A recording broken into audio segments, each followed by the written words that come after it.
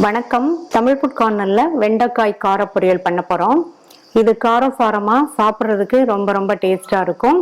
சாம்பார் சாதம், பருப்பு சாதம், தயிர் சாதம் எல்லாத்துக்குமே சைட் டிஷ்ஷா வச்சு சாப்பிட்றதுக்கு ரொம்பவே பொருத்தமா இருக்கும். இப்போ எப்படி பண்றதுன்னு பார்க்கலாம். இது வரைக்கும் தமிழ் ஃபுட் கார்னர் சேனலை சப்ஸ்கிரைப் பண்ணாதவங்க சப்ஸ்கிரைப் பண்ணிக்கங்க. 300 கிராம் வெண்டைக்காயை வாஷ் பண்ணிட்டு ஒரு காட்டன் துணியில ஈரம் போக தொடச்சிட்டு இந்த சைஸ் துண்டுகளா கட் பண்ணி வச்சிருக்கேன்.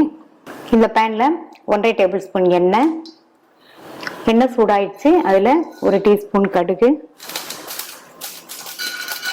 பொரிஞ்சதும் 1 டீஸ்பூன் உளுந்தும் 1 டீஸ்பூன் கடலை பருப்பும் சேர்த்துட்டு பருப்பெல்லாம் வறுபட்டதும் இதுல கறிவேப்பிலை, 2 டேபிள் ஸ்பூன் பொடியா கட் பண்ண வெங்காயம் லைட்டா வதக்கி விட்டுட்டு கட் பண்ணி வச்ச வெண்டைக்காயை சேர்த்துக்கலாம்.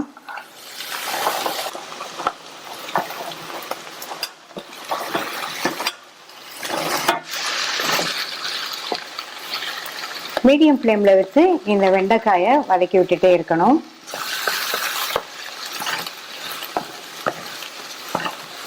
வெண்டைக்காயை சேர்த்துட்டு இது கூட 1/4 டீஸ்பூன் மஞ்சள் தூளும் 3/4 டீஸ்பூன் டேபிள் சால்ட்டும் சேர்க்கிறேன்.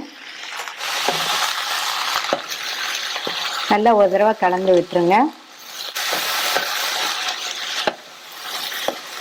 ஸ்டவ் மீடியம் ஃப்ளேம்ல இருக்கட்டும். இடையில அப்பப்போ இந்த மாதிரி பிரட்டி விடுங்க. அப்பதான் எல்லா காயும் நல்லா ஒன்று போல வதங்கும். இடையில மட்டும் இந்த மாதிரி பிரட்டி விட்டா போதும். இந்த காய் வதங்கி 3/4 பங்கு அளவுக்கு வெந்து வரட்டும். மூடி போடாம ஓப்பன்லயே வதங்கிட்டு இருக்கட்டும். இந்த மிக்ஸி ஜார்ல 3 டேபிள் ஸ்பூன் தேங்காய் துருவல், 4 பல் பூண்டு. உங்களுக்கு பூண்டு வாசனை பிடிக்கலைன்னா கடுகு உளுந்து தாளிக்கும் போது ஒரு 1/4 டீஸ்பூன் பெருங்காய பவுடர் சேர்த்து தாளிச்சுக்கங்க.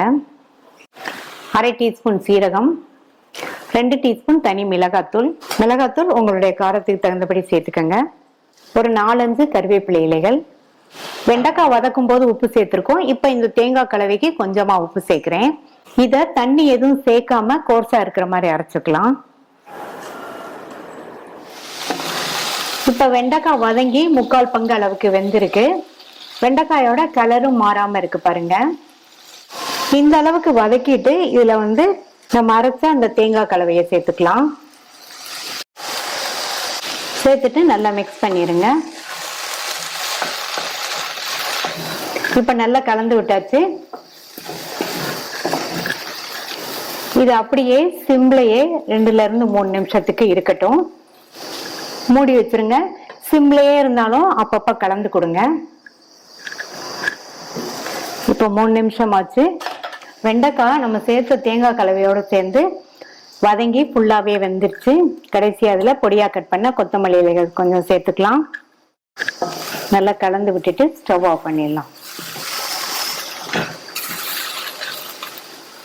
சூப்பரான டேஸ்ட்ல வெண்டைக்காய் கார பொரியல் ரெடி ஆயிடுச்சு. வெண்டைக்காய் பிடிக்காதவங்க கூட இந்த மாதிரி பொரியல் செஞ்சு கொடுத்தோம்னா நல்லா விரும்பி சாப்பிடுவாங்க.